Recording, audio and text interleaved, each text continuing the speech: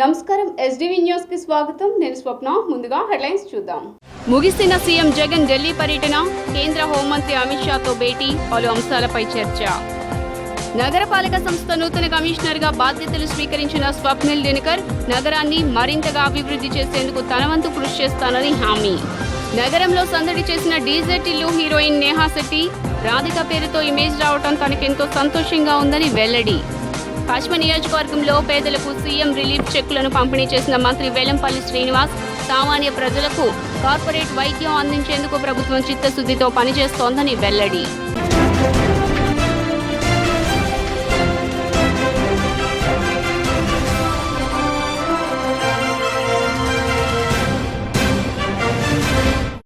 ఇక డీటెయిల్స్ చూస్తే కేంద్ర హోంమంత్రి అమిత్ షాతో ఏపీ సీఎం జగన్మోహన్ రెడ్డి భేటీ అయ్యారు.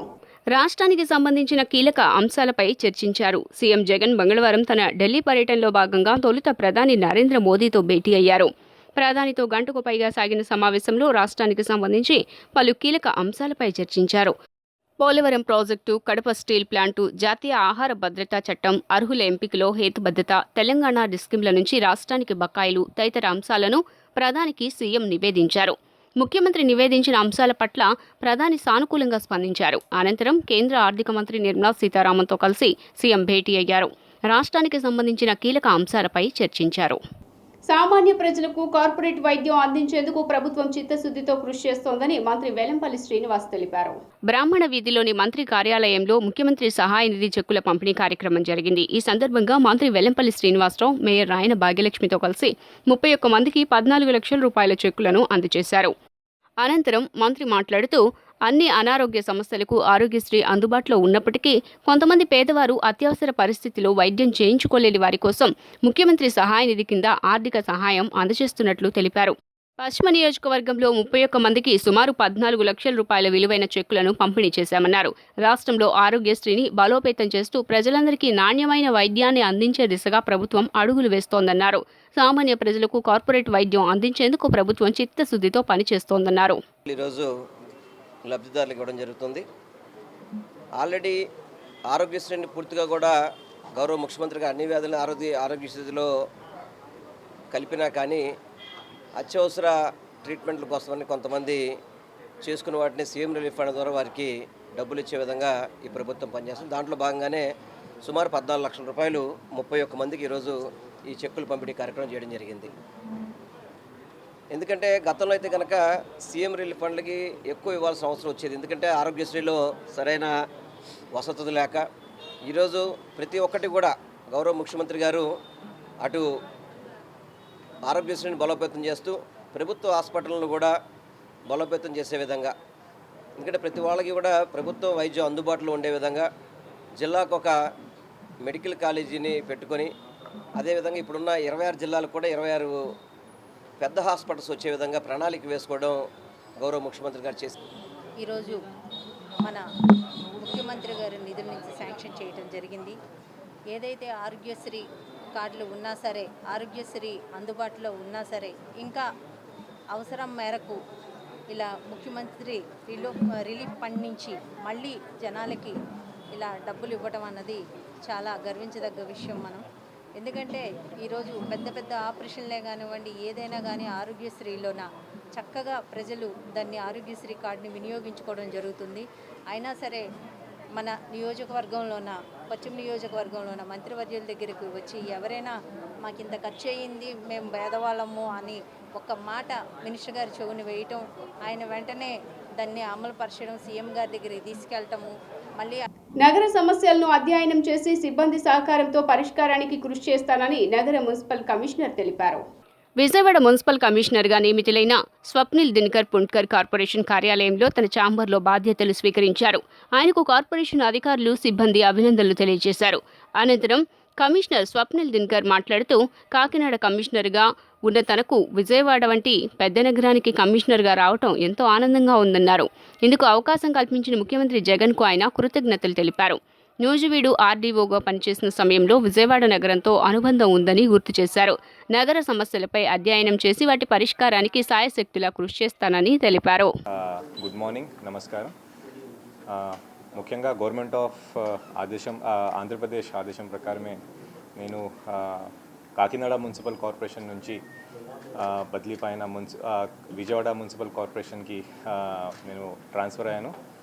దీనికోసం ప్రత్యేకంగా గవర్నమెంట్కి, దీంట్లో ముఖ్యంగా ఆనరబుల్ సీఎంకి నా మీద ఫేత్ చూపించి విజయవాడ మున్సిపల్ కార్పొరేషన్ ఒక పెద్ద కార్పొరేషన్ ఇచ్చినందుకు ముందుగా చాలా చాలా థ్యాంక్స్ చెప్తున్నాను. దీంతోపాటు సీనియర్స్కి కూడా నేను థ్యాంక్స్ చెప్తున్నాను. విజయవాడ నాకు కొత్తగా కాదు. నేను ఏసీయూటీ అంటే అసిస్టెంట్ కలెక్టర్ గుంటూరులో స్టార్ట్ చేసి ఇక్కడ సబ్ కలెక్టర్ నూజివీడ్గా నేను దాదాపు ఒక 2 years పనిచేశాను. నా మిస్సెస్ కూడా ఇక్కడనే పనిచేశారు కాబట్టి Vijayawada is very near and dear to me. మళ్ళీ విజయవాడ రావడం, అది కూడా మున్సిపల్ కమిషనర్గా రావడం చాలా చాలా సంతోషం. కాకినాడ మున్సిపల్ కార్పొరేషన్ కంటే విజయవాడ మున్సిపల్ కార్పొరేషన్ చాలా పెద్దది. Nearly 4 times the population size, nearly twice the geographical area.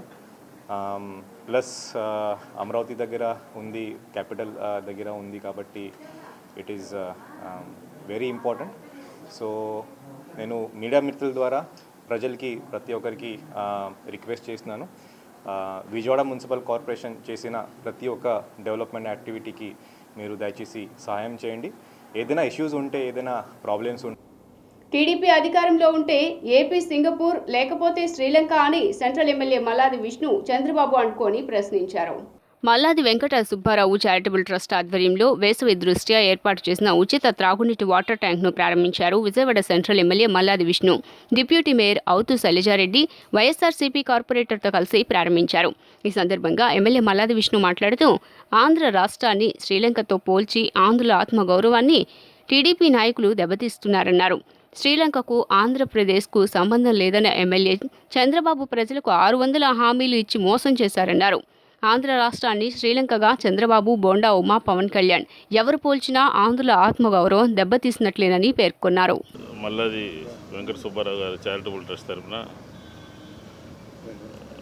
ఒక మంచినీటి సరఫరా చేయాలనే ఉద్దేశంతో, వేసవికాలంలో నీటి ఎద్దడి ఎక్కువగా ఉంటుందనే ఉద్దేశంతో నగరపాలక సంస్థ పరంగా అన్ని చర్యలు తీసుకుంటూ ఉన్నాం, ఎక్కడ ఇబ్బంది లేకుండా. అయినప్పటికీ కూడా రాజకీయాల్లో ఉన్నాం కాబట్టి మన వంతు సహాయ సహకారాలు, ఎక్కడైనా మంచినీటి కొరత ఏర్పడితే వృతాభక్తిగా మనం కూడా సేవ చేయాలనే ఉద్దేశంతో ఈరోజు ఒక ట్యాంకర్ని మంచినీటి కోసం నిరంతరం అందుబాటులో ఉంచడం కోసం ఈ కార్యక్రమం తీసుకోవడం జరిగింది. ఈ కార్యక్రమానికి డిప్యూటీ మేయర్ గారు, అలాగే జానారెడ్డి గారు, అలాగే రమాదేవి గారు, విజయలక్ష్మి గారు, పల్లంపూర్ విజయలక్ష్మి గారు, అందరూ కూడా పెద్దలందరూ కూడా వచ్చి ఇది ప్రారంభించుకోవడం జరిగింది. ఇది 10,000 లీటర్లు, 20,000 లీటర్ల. వాళ్ళకి అధికారం ఉంటే సింగపూర్ అంటారు, మలేషియా అంటారు, ఇటలీ అంటారు, జపాన్ అంటారు, కొలంబియా అంటారు. వాళ్ళకి అధికారం పోతే శ్రీలంక అంటారు, లేకపోతే రాజారెడ్డి రాజ్యాంగం అంటారు, లేకపోతే వాళ్ళు ఇష్టం వచ్చినట్టు మాట్లాడతారు. నోటికి అద్దు అదుపు లేకుండా మాట్లాడుతూ ఉన్నారు. ఈ సందర్భంగా నేను ఒకటే చెప్తున్నాను, తెలుగుదేశం నాయకులు ఆంధ్రుల ఆత్మాభిమానాన్ని శ్రీలంకతో పోల్చి దెబ్బతీస్తున్నారు. శ్రీలంకకి ఆంధ్రప్రదేశ్కి సంబంధం ఏంటండి? బ్రహ్మాండంగా ప్రభుత్వం పనిచేస్తూ ఉంది. విపత్తులో కూడా, కరోనా విపత్తులో కూడా ప్రజలందరినీ ఆదుకున్నాం. ధైర్యంగా ఈరోజు ఒక పుస్తకం వేసి ఇంటింటికి వెళ్ళి ఇస్తున్నాం.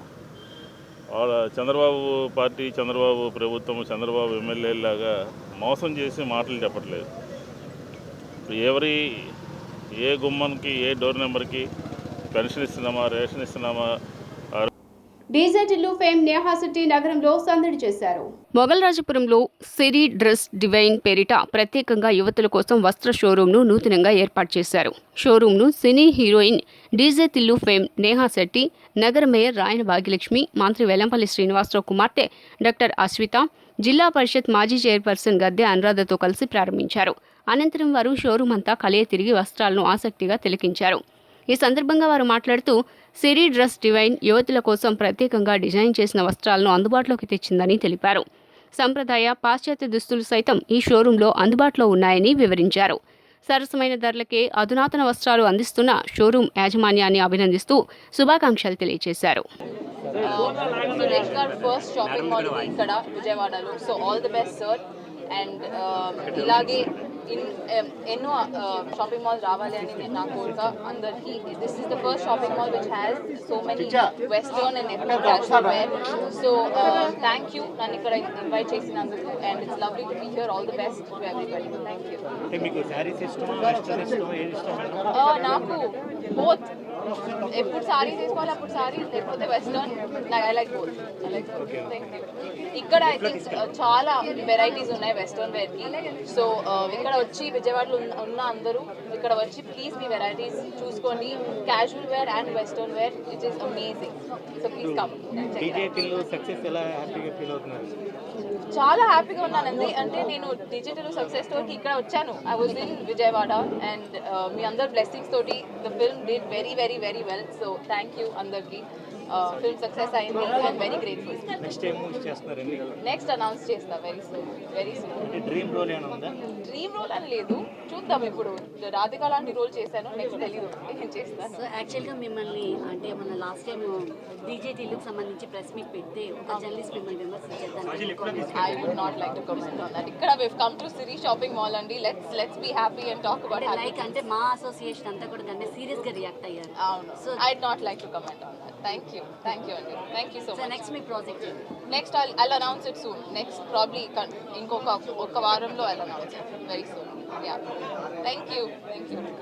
విజయవాడ నగరంలోని కొత్తగా షోరూమ్ ఒకటి ఓపెన్ చేసుకోవడం జరిగింది. షోరూమ్ పేరు సిరి. వీళ్ళు ఇంతకుముందు మన ఆంధ్రప్రదేశ్లోన ఆల్రెడీ 8 షోరూమ్లు ఉన్నాయి. ఈరోజు తిరుపతిలోన విజయవాడలోన మరో 2 కొత్త షోరూమ్లని ఓపెన్ చేసుకోవడం జరుగుతుంది. ఇక్కడ చక్కగా ఏదైతే యూత్ ఉన్నారో పిల్లలందరికీ, ఆడపిల్లలకి చక్కగా ఇక్కడ డ్రెస్సింగ్ అన్నది చాలా బాగుంది. చాలా వెరైటీస్ పెట్టారు. ఒకసారి వచ్చి ఇక్కడ చూసి పిల్లలు ట్రై చేస్తే బాగుంటుంది అని తెలియజేస్తున్నాం. షోరూమ్ వాళ్ళకి ఆల్ ద బెస్ట్ తెలియజేసుకుంటున్నాను. మంచిగా అమ్మవారి దయ వల్ల మంచిగా వ్యాపారం జరగాలని కోరుకుంటున్నాను. 14-15వ ఆర్థిక సంఘ నిధులను వెంటనే పంచాయతీలకు జమ చేయాలని ఏపీ పంచాయతీరాజ్ ఛాంబర్ అధ్యక్షులు ఎలమంచిలి ప్రసాద్ డిమాండ్ చేశారు. ఆంధ్రప్రదేశ్ పంచాయతీరాజ్ ఛాంబర్ ఆధ్వర్యంలో రాష్ట్ర ప్రభుత్వం సర్పంచుల జనరల్ ఫండ్ నుండి 14వ ఆర్థిక సంఘం నిధులను తీసుకున్న తీరును నిరసిస్తూ కృష్ణా జిల్లా సర్పంచులు లెనిన్ సెంటర్లో భిక్షాటన ద్వారా నిరసన తెలియజేశారు. ఈ కార్యక్రమంలో పాల్గొన్న సర్పంచులు రాష్ట్ర ప్రభుత్వానికి వ్యతిరేకంగా నినాదాలు చేశారు. ఈ సందర్భంగా ఛాంబర్ అధ్యక్షులు ఎలమంచిలి రాజేందర్ ప్రసాద్ మాట్లాడుతూ రాష్ట్ర ప్రభుత్వం రాజ్యాంగ విరుద్ధంగా పంచాయతీ సర్పంచ్ల నుండి ఎలాంటి ఆమోదం తీసుకోకుండా కోట్ల రూపాయలను నిధులు అక్రమంగా తీసుకున్న తీరు సరికాదని ఆగ్రహం వ్యక్తం చేశారు. ప్రభుత్వం పంచాయతీ అభివృద్ధికి ఆమడ దూరంలో ఉన్నాయని ఆవేదన వ్యక్తం చేశారు. పంచాయతీలకు రాష్ట్ర ప్రభుత్వం నిధులు కేటాయించకపోగా ఉన్న నిధులను కూడా ప్రభుత్వం తీసుకోవటం వల్ల గ్రామాలలో అభివృద్ధి నిలిచిపోయిందని, దీనివల్ల ప్రజలు ఇబ్బందులు పడుతున్నారని తెలిపారు.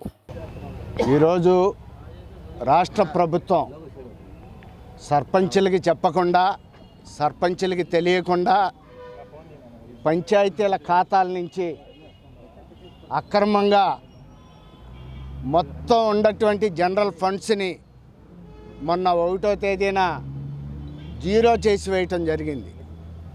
అంటే సుమారు 4,000 కోట్ల రూపాయలు పంచాయతీ జనరల్ ఫండ్స్, అదేవిధంగా 15th ఫైనాన్స్ ఫండ్స్ మొత్తం కలిపి 4,000 కోట్ల రూపాయలు దోచివేయటం జరిగింది రాష్ట్ర ప్రభుత్వం. సర్పంచుల చెక్కుల మీద సంతకం పెట్టించుకోలేదు, సర్పంచుల తీర్మానాలు తీసుకోలేదు. అంతేకాకుండా 4 నెలల క్రితం రాష్ట్ర ప్రభుత్వం మా పంచాయతీల యొక్క 14-15 ఆర్థిక సంఘం నిధుల్ని మొత్తం 7,660 కోట్ల రూపాయలని ఇదే రకంగా అక్రమంగా మా సర్పంచులకి చెప్పకుండా, వాళ్ళకి తెలియజేయకుండా వాటిల్ని లాక్కు వేసుకోవటం జరిగింది. అప్పుడు కూడా పంచాయతీ అకౌంటుల్లో సిఎఫ్ఎంఎస్ అకౌంటుల్లో జీరో చూపెట్టడం జరిగింది. ఆ డబ్బులు ఎవరు తీసుకున్నారు, ఎందుకు తీసుకున్నారు, ఎలా తీసుకున్నారు, ఎప్పుడు తీసుకున్నారు, ఎవరు తీసుకున్నారు అనేది లెక్కాజమా లేదు.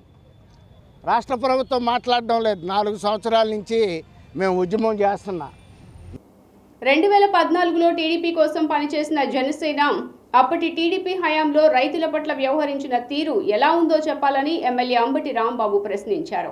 టీడీపీ హయాంలో రైతులను నట్టేట ముంచారని, ఆ విషయాన్ని పవన్ మర్చిపోయినట్లున్నారని ఎద్దేవా చేశారు. రైతులను దగా చేసిన ఘనత చంద్రబాబు, పవన్ కళ్యాణ్కే దక్కుతుందని వ్యంగ్యాస్త్రాలు సంధించారు.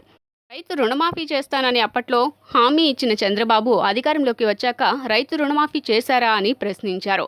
మేము 12,500 రైతు భరోసా ఇస్తామని 13,500 ఇస్తున్నామని, ఇచ్చిన మాట కన్నా ఎక్కువే ఇచ్చి అంకిత భావంతో పనిచేస్తున్నామని, నిజమైన రైతు ప్రభుత్వం సీఎం వైఎస్ జగన్మోహన్ రెడ్డి ప్రభుత్వమని కొనియాడారు. దానిలో జనసేన రైతు భరోసా యాత్రను పవన్ కళ్యాణ్ గారు ప్రారంభించబోతున్నారనే మాట చెప్పారు. దానితో పాటుగా వైఎస్ఆర్ కాంగ్రెస్ పార్టీ రైతుల పట్ల సక్రమంగా వ్యవహరించడం లేదనే మాట, కౌలుదారుల ఆత్మహత్యలకి, రైతుల ఆత్మహత్యలకి ఈ ప్రభుత్వమే కారణం అన్నట్టుగా చిత్రీకరించేటటువంటి ప్రయత్నం జనసేన రాజకీయ పార్టీ చేసింది. దీని మీద నిన్న సాయంత్రమే నేను ఒక ప్రెస్ నోట్ కూడా రిలీజ్ చేశాను. ఆ తర్వాత కొన్ని విషయాలు ఇంకా వివరంగా మాట్లాడదామని మీ ముందుకు రావటం జరిగింది. ఇక్కడ అందరూ గుర్తుపెట్టుకోవాల్సింది, బహుశా జనసేన కూడా మర్చిపోయిందేమో, జనసేన 2014లో తెలుగుదేశం పార్టీకి పనిచేసింది. తెలుగుదేశం పార్టీ అధికారంలోకి వచ్చింది. 5 సంవత్సరాల పాటు తెలుగుదేశం పార్టీ ఈ రాష్ట్రాన్ని పరిపాలించింది. పరిపాలించినప్పుడు రైతుల పట్ల ఆ ప్రభుత్వం వ్యవహరించిన తీరు ఏ విధంగా ఉన్నది, దానికి బాధ్యులెవరు, ఇది బహుశా పవన్ కళ్యాణ్ గారు, జనసేన పార్టీ మర్చిపోయినట్లుంది. తూర్పు నియోజకవర్గంలో వేలాది మందికి ఖరీదైన వైద్యం కోసం సీఎం రిలీఫ్ ఫండ్ నుండి నిధులు మంజూరు చేస్తున్నారని దేవినేని అవినాష్ అన్నారు. తూర్పు నియోజకవర్గం వైఎస్ఆర్సీపీ కార్యాలయంలో 11వ డివిజన్కి చెందిన ఇరువురికి సీఎం రిలీఫ్ ఫండ్ చెక్కులను వైసీపీ నాయకులు అందజేశారు. ఈ సందర్భంగా 11వ డివిజన్ వైసీపీ నాయకులు చెమట బుజ్జి మాట్లాడుతూ, తూర్పు నియోజకవర్గం వైసీపీ ఇన్ఛార్జి దేవినేని అవినాష్ ప్రజలకు వైద్య సేవలతో పాటు సీఎం రిలీఫ్ ఫండ్ నుండి ఆసరాగా నిలిచేందుకు నియోజకవర్గంలో ప్రజలందరికీ నిధులు మంజూరు చేసి ప్రజల ఆరోగ్యాన్ని కాపాడుతున్నారని తెలిపారు.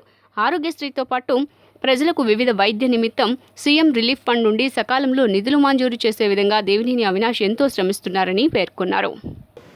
ఈరోజు తూర్పు నియోజకవర్గ పరిధిలో 11వ డివిజన్కి సంబంధించి రాజేష్ గారికి, సచిన్ గారికి సీఎం రిలీఫ్ ఫండ్ కింద చెక్కులు ఇవ్వడం జరిగింది. దేవినేని అవినాష్ గారి దగ్గరికి వచ్చి సంప్రదించగానే ఆరోగ్యపరంగా ఇబ్బందులు ఉన్నాయని తెలియగానే అవినాష్ గారు స్పందించి వెంటనే సీఎం రిలీఫ్ ఫండ్ పెట్టించి వీళ్ళిద్దరికీ లబ్ధిదారులకు చెక్కులు అందజేయడం జరిగింది. వైఎస్ రాజశేఖర రెడ్డి గారి తనయుడు జగన్మోహన్ రెడ్డి గారు వచ్చిన తర్వాత ప్రతి ఒక్కరికి కూడా ఎవరికో కూడా అనారోగ్యంతో బాధపడకూడదనే ఉద్దేశంతోనే ఆరోగ్యశ్రీ అనేది తీసుకురావడం జరిగింది. దానిలో భాగంగానే ప్రతి ఒక్కళ్ళు కూడా నా పరిపాలనలో అందరూ కూడా ఆరోగ్యంతో బాగుండాలి అనేసి ఏ చిన్న అనారోగ్యం వచ్చినా కూడా ప్రతి మనిషి కూడా బాగుండాలనే ఉద్దేశంతో ఆరోగ్యశ్రీ కార్డు ప్రతి ఒక్కరికి అందజేయడం జరిగింది. దానిలో భాగంగానే మన తూర్పు నియోజకవర్గంలో ఎవరో కూడా ప్రతి ఒక్కరు కూడా ఆరోగ్యంగా ఉండాలనే ఉద్దేశంతోనే తూర్పు నియోజకవర్గ ఇన్ఛార్జి గారి ఆధ్వర్యంలో, అవినాష్ గారి ఆధ్వర్యంలో ఈ రోజున ఇక్కడ ఇద్దరికి కూడా చెక్కులు ఇవ్వడం జరుగుతుంది. ప్రతి ఒక్కరు కూడా ఇంకెవరన్నా ఉన్నా కూడా ఎవరికి కూడా బాధపడకుండా ఏదైనా అనారోగ్యంగా ఉన్నా కూడా గుణదల అవినాష్ గారి దగ్గరికి వచ్చి వారి యొక్క ఇబ్బందులు చెప్తే వారు ప్రతిసారి తప్పకుండా వారు నెరవేరుస్తారని ఆకాంక్షిస్తున్నాను. చక్రవర్తి. పేద ప్రజల ఆరోగ్యానికి వైఎస్ఆర్సీపీ ప్రభుత్వం అధిక ప్రాధాన్యత ఇస్తోందని ఎమ్మెల్యే మల్లాది విష్ణు తెలిపారు. పేదల ఆరోగ్యంపై ముఖ్యమంత్రి సీఎం వైఎస్ జగన్మోహన్ రెడ్డి ప్రత్యేక శ్రద్ధ తీసుకుని 2446 వ్యాధులను ఆరోగ్యశ్రీ పరిధిలోకి తీసుకువచ్చి నిరుపేద ప్రజలకు కార్పొరేట్ వైద్యాన్ని అందిస్తున్నారని సెంట్రల్ ఎమ్మెల్యే మల్లాది విష్ణు అన్నారు. ఆరోగ్యశ్రీ పరిధిలోకి రాని వ్యాధులతో బాధపడుతున్న నిరుపేదలను కూడా ఆదుకోవాలనే గొప్ప సంకల్పంతో సీఎం రిలీఫ్ ఫండ్ ద్వారా సహాయం అందిస్తున్నారని వివరించారు. టీడీపీ హయాంలో ప్రభుత్వ హాస్పిటళ్ల తీరు అగమ్యగోచరంగా ఉండేదని చెప్పారు. సీఎం వైఎస్ జగన్మోహన్ రెడ్డి వైద్య రంగంలో విప్లవాత్మకమైన మార్పులకు శ్రీకారం చుడుతున్నారని కొనియాడారు. కాలేయ సంబంధిత వ్యాధితో బాధపడుతున్న రాజీవ్ నగర్కు చెందిన కత్తుల శాన్వి అనే ఏడాది వయసున్న చిన్నారి వైద్య ఖర్చుల నిమిత్తం 10 లక్షల విలువైన ఎల్ఓసి పత్రాన్ని అందజేశారు. చెక్స్ని వారందరికీ కూడా అందించడం జరిగింది. నేను నాతో పాటు మా విజయవాడ సెంట్రల్ నియోజకవర్గంలో ఉన్నటువంటి కార్పొరేటర్లు, పార్టీ సంబంధించిన నాయకులు అందరూ కూడా పాల్గొని వారందరికీ చెక్కులు అందజేయడం జరిగింది. భారతదేశంలోనే ఆంధ్రప్రదేశ్ వైద్యాన్ని అందించడంలో అగ్రభాగాన ఉన్నాం. ఏ రాష్ట్రం కూడా లేదు. ఎందుకంటున్నానంటే ఈ మధ్యకాలంలో ఈ 3 సంవత్సరాల్లో వైఎస్ జగన్మోహన్ రెడ్డి గారు ముఖ్యమంత్రి అయిన తర్వాత ఆరోగ్యానికి పెద్దపీట వేయడం జరిగింది. పెద్దపీట వేయడం అంటే పేదలకి, మధ్యతరగతి వర్గాల వారికి, మహిళలకి అందరికీ కూడా ఒక ధైర్యాన్ని, ఒక భరోసాని ఇవ్వడం జరిగింది. ఆరోగ్యశ్రీ ఏదైతే రాజశేఖర రెడ్డి గారు ప్రవేశపెట్టారో దాన్ని చంద్రబాబు నాయుడు గారు పూర్తిగా నిర్వీర్యం చేశారు. దాన్ని పేరు మార్చారు. పేరు మార్చి ఆరోగ్యశ్రీకి సంబంధించి ఆపరేషన్లు చేయడంలో అలసత్వం వహించారు. మళ్ళీ తిరిగి జగన్మోహన్ రెడ్డి గారు ముఖ్యమంత్రి అయిన తర్వాత ఆరోగ్యశ్రీలో 2000 పైచిలకు ఫ్లైఓవర్ మెయింటెనెన్స్ బాధ్యత నేషనల్ హైవే అథారిటీ వారిదని, కార్మికుల మరణాలకు అధికారులే బాధ్యత వహించాలని ఏఐటీయూసీ నగర కార్యదర్శి రంగనాయకులు డిమాండ్ చేశారు. నగరంలో ప్రెస్ క్లబ్లో ఏపీ మున్సిపల్ ఎంప్లాయీస్ యూనియన్ నగర కమిటీ ఆధ్వర్యంలో ఏర్పాటు చేసిన విలేకరుల సమావేశంలో ఏఐటీయూసీ నగర కార్యదర్శి రంగనాయకులు మాట్లాడుతూ, విజయవాడ బెంజ్ సర్కిల్ ఫ్లైఓవర్ పైన జరిగిన రోడ్డు ప్రమాదాల్లో కాళ్లు చేతులు విరిగి మరణించిన మున్సిపల్ పారిశుధ్య కార్మికులను మున్సిపల్ కమిషనర్, చీఫ్ మెడికల్ ఆఫీసర్గా చేసిన హత్యలుగానే తాము పరిగణిస్తామని తెలిపారు. రిటైర్ అయిన మున్సిపల్ ఉద్యోగులు, పారిశుద్ధ్య కార్మికుల స్థానాల్లోనూ, అనారోగ్యంతో విధుల నుండి వైదొలిగిన వారి స్థానాల్లోనూ న్యాయపరమైన రీతిలో నియామకాలు చెల్లించాల్సింది పోయి రాజకీయ ఒత్తిళ్లకు తలొగ్గి మహర్బానీ కోసం మున్సిపల్ అధికారులు అక్రమ నియామకాలు చేపడుతున్నారని విమర్శించారు. పారిశుద్ధ్య కార్మికుల్ని నేషనల్ హైవేల మీద తీసుకెళ్లి వాళ్ళ మరణాలకు municipal commissioner, chief medical officer బాధ్యత వహించాల్సిన అవసరం ఉంది. ఎందుకంటే నేషనల్ హైవేస్ అనేటువంటి నగరపాలక సంస్థకు ఎటువంటి సంబంధం లేదు. సంబంధం లేనటువంటి చోట నెలకు 3 నుంచి 4 లక్షల రూపాయలు వ్యయం చేస్తూ ఉన్నారు. అదే కార్మికులను మనం డివిజన్స్లో వాడుకుంటూ ఉంటే పారిశుద్ధ్యం బెటర్గా అయ్యేది. కాబట్టి వారికి అందరికి కూడా 25 లక్షల రూపాయలు ఇవ్వాలని చెప్పి డిమాండ్ చేస్తూ ఉన్నాం. ఏదైతే ఒక కార్మికురాలకు ఎంత అయితే ఇచ్చారో రాష్ట్ర వ్యాప్తంగా యూనిఫామ్ పాలసీగా అందరికి కూడా 25 లక్షలు ఇవ్వాలని చెప్తా ఉన్నాం. ఒక కార్మికురాలకు 5 లక్షలు ఇచ్చే ఒక కార్మికుడికి 10 లక్షలు ఇవ్వడం సమంజసం కాదు. కాబట్టి నగరపాలక సంస్థ అధికారులు ఇప్పటికైనా హైవే మీద చేస్తున్నటువంటి కార్మికులను విత్డ్రా చేసుకోవాలని చెప్తా ఉన్నాం. ఇప్పటికే నగరపాలక సంస్థలో జటాలైనటువంటి ఉన్నాయి. ఆ జటాలైనటువంటి హైవేల మీద ఉపయోగించుకుంటే ఈ యాక్సిడెంట్లో మరణాలు జరగవు. పదుల సంఖ్యలో కాళ్ళు చేతులు ఇరిగిపోవడం జరిగింది. 4-5 చనిపోవడం జరిగింది. కాబట్టి ఈ హత్యలకు మాత్రం కమిషనర్, చీఫ్ మెడికల్ ఆఫీసర్ బాధ్యత వహించాలని చెప్తా ఉన్నాం. రెండోది, కరోనా టైంలో కానీ 60 సంవత్సరాలు దాటినటువంటి వాళ్ళు, అనారోగ్య కారణంగా ఉన్నటువంటి వాళ్ళు కార్పొరేషన్లో 2014 నుంచి 18 వరకు మరి ఉద్యోగ కార్మికులు రిటైర్డ్ అయిపోయినటువంటి వాళ్ళు ఉన్నారు. మరి ఇప్పుడు వరకు కూడా వాళ్ళకి రావాల్సినటువంటి బెనిఫిట్లు ఇప్పుడు వరకు కూడా రాలేదు. మరి అనేక సార్లు మరి రిటైర్డ్ కార్మికులు అందరం కూడా కమిషనర్ చుట్టూ తిరగ్గా మరి మొన్న ఈ మధ్య కొంతమందికి కొన్ని బిల్లులు ఇవ్వటం జరిగింది. అయినా ఇంకా చాలామందికి కొన్ని బందర్లోనూ కొన్ని గుంటూరులో కూడా బిల్లులు ఉన్నాయి అని చెప్పి అంటున్నారు. దరిదాపు ఇంకా 100-150 మంది దాకా రావాల్సినటువంటి వాళ్ళు చాలామంది ఉన్నారు. వెంటనే మరి అధికారులు స్పందించి ఆ రావాల్సినటువంటి బెనిఫిట్లు రిటైర్డ్ అయిన వాళ్ళకి ఇప్పించాల్సిందిగా మీ ద్వారా కోరుతున్నాం. దేశ ప్రధానిగా మోదీ 8 ఏళ్ల కాలంలో పేదల అభ్యున్నతికి ఎన్నో కార్యక్రమాలు చేపట్టారని మాజీ మంత్రి దగ్గుబాటి పురంధరేశ్వరి తెలిపారు. భారతీయ జనతా పార్టీ 42వ ఆవిర్భావ దినోత్సవ వేడుకలు రాష్ట్ర కార్యాలయం వద్ద ఘనంగా నిర్వహించారు. ఈ సందర్భంగా మాజీ మంత్రి దగ్గుబాటి పురంధరేశ్వరి పార్టీ జెండాను ఆవిష్కరించారు. అనంతరం ఆమె మీడియాతో మాట్లాడుతూ ప్రధాని నరేంద్ర మోదీ చేస్తున్న అభివృద్ధి పట్ల దేశ ప్రజలు హర్షం వ్యక్తం చేస్తూ ఇటీవలే జరిగిన ఎన్నికల్లో 4 రాష్ట్రాల్లో బీజేపీకి పట్టం కట్టారని తెలిపారు. ఉత్తరప్రదేశ్లో రెండోసారి అధికారం ఇవ్వటం అంటే బీజేపీ పాలనపై ప్రజలకు ఉన్న నమ్మకమే నిదర్శనమని వ్యాఖ్యానించారు. సబ్కా సాథ్, సబ్కా వికాస్, సబ్కా విశ్వాస్, సబ్కా ప్రకాష్ సూత్రంతో ముందుకు వెళ్తున్నామని తెలిపారు. మరి పార్టీ యొక్క సిద్ధాంతాలకి అదేవిధంగా దేశ సేవకి ప్రతి భారతీయ జనతా పార్టీ కార్యకర్త పునరంకితమయ్యేటువంటి సమయంగా నేనైతే గట్టిగా విశ్వసిస్తున్నటువంటి విషయం. గడిచిన 5 రాష్ట్రాల్లో జరిగినటువంటి ఎన్నికల ఫలితాలను కనుక ఒక్కసారి పరిశీలించినట్లయితే దేశ ప్రజలందరూ కూడా భారతీయ జనతా పార్టీపై తిరిగి విశ్వాసాన్ని తెలియజేస్తూ వారు భారతీయ జనతా పార్టీకి అఖండమైనటువంటి విజయాన్ని అంటే తిరిగి 4 రాష్ట్రాల్లో తిరిగి భారతీయ జనతా పార్టీ అధికారంలోకి రావడం అన్నది ప్రత్యేకించి ఉత్తరప్రదేశ్లో ఎప్పుడూ కూడా ఒకసారి ముఖ్యమంత్రిగా చేసినటువంటి వ్యక్తి రెండవసారి ముఖ్యమంత్రి అయ్యేటువంటి అవకాశం ఉండదు అని భావించినప్పటికీ ప్రజలందరూ కూడా అనూహ్యంగా భారతీయ జనతా పార్టీని ఆశీర్వదించారంటే భారతీయ జనతా పార్టీ పట్ల దేశ ప్రజలకు ఉన్నటువంటి విశ్వాసంగా నేనైతే పరిగణిస్తున్నాను. భారతీయ జనతా పార్టీ మూల సిద్ధాంతం ఏదైతే ఉందో అంటే అంత్యోదయ అంటే సమాజంలో అట్టడుగునున్నటువంటి వారికి అట్టడుగు వర్గాల వారికి వికాసాన్ని అభివృద్ధిని అందిస్తూ తద్వారా భారతదేశాన్ని అభివృద్ధి పదంలో నడిపించుకునేటువంటి మూల సిద్ధాంతం ఏదైతే భారతీయ జనతా పార్టీ ఇది ఉందో దాని నుండి స్ఫూర్తి పొందుతూ నరేంద్ర మోడీ గారు ప్రధానమంత్రి అయ్యి ఇప్పటికీ 8 సంవత్సరాల కాలం కావస్తున్న సందర్భంలో వారు అదే సిద్ధాంతానికి పునరంకితం అవుతూ వారు ఏ కార్యక్రమాన్ని తీసుకొచ్చినా కూడా దేశంలో ఉన్నటువంటి పేదలు అట్టడుగున ఉన్నటువంటి వర్గాల వారికి చెందినటువంటి వారికి వికాసాన్ని అభివృద్ధిని అందిస్తూ అనేక కార్యక్రమాలను డీజేటిల్లు సినిమా సక్సెస్ కావటం యువత తనకు రాధికగా బ్రాండ్ ఇమేజ్ ఇవ్వటం సంతోషంగా ఉందని హీరోయిన్ నేహా శెట్టి అన్నారు. త్వరలో మరికొన్ని తెలుగు చిత్రాల్లో నటించేందుకు అగ్రిమెంట్ అయినట్లు ఆమె వివరించారు. త్వరలో బాలీవుడ్లో కూడా ఎంట్రీ ఇవ్వనున్నట్లు నేహా శర్మ వెల్లడించారు. తనకు ప్రత్యేకంగా ఎలాంటి డ్రీమ్ రోల్స్ చేయాలని లేదని, ప్రాధాన్యత ఉన్న ఎలాంటి పాత్ర అయినా చేసేందుకు సిద్ధమని ఆమె ప్రకటించారు. జర్నలిస్టు కొండేటి సురేష్ ఈ వ్యాఖ్యలపై స్పందించాల్సిన అవసరం లేదన్నారు. రేవ్ పార్టీపై వ్యాఖ్యానించేందుకు నేహా శర్మ నిరాకరించారు. చాలా హ్యాపీగా ఉన్నానండి. అంటే నేను డిజిటల్ సక్సెస్ తోటి ఇక్కడ వచ్చాను. I was in Vijayawada and మీ అందరి బ్లెస్సింగ్స్ తోటి the film did very very very well. So thank you అందరికి.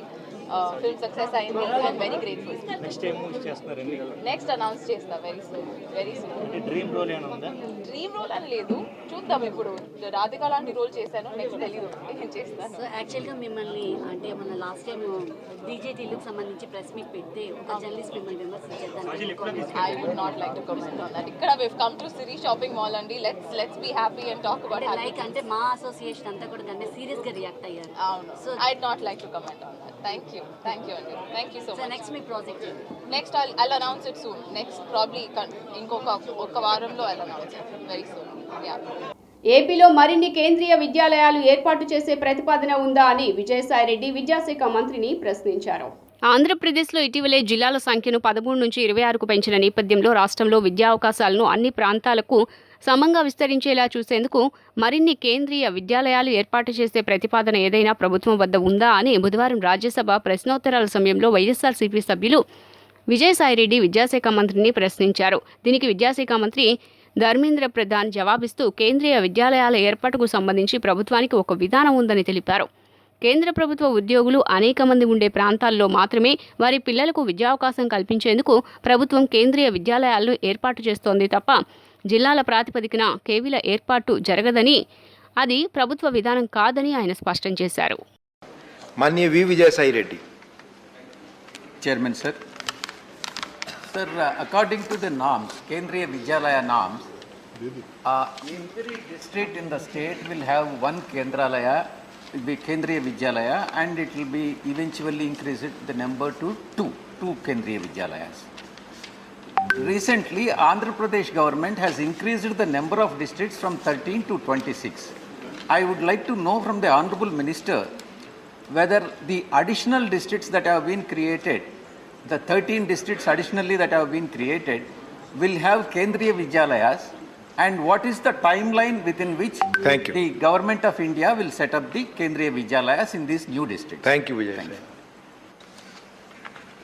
उपाध्यक्ष महोदय, विजय साई रेड्डी जी ने जो अभी कहा आंध्र प्रदेश में जिला की संख्या बढ़ा है, the newly formed districts, when Government of India is going to add on the schools. Let me inform this August House, there is no precondition, there is no policy of opening a new school district-wise. The primary condition of opening up a new central school is where the central government employee will be in a good number. To facilitate that, this is the primary criteria of opening up the new central school. So, district-wise central school is not a policy of Government of India. Thank you. వార్తలు ముగించే ముందు headlines మరోసారి. ముగిసిన CM Jagan Delhi పర్యటన, కేంద్ర హోంమంత్రి అమిత్ షాతో భేటీ, పలు అంశాలపై చర్చ.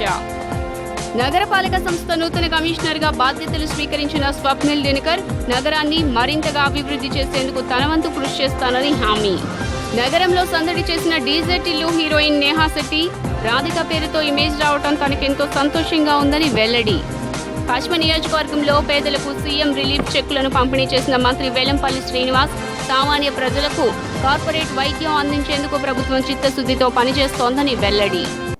SDV న్యూస్ ఇంతటితో సమాప్తం. తిరిగి వార్తల్లో మళ్ళీ కలుద్దాం. అంతవరకు సెలవు. నమస్కారం.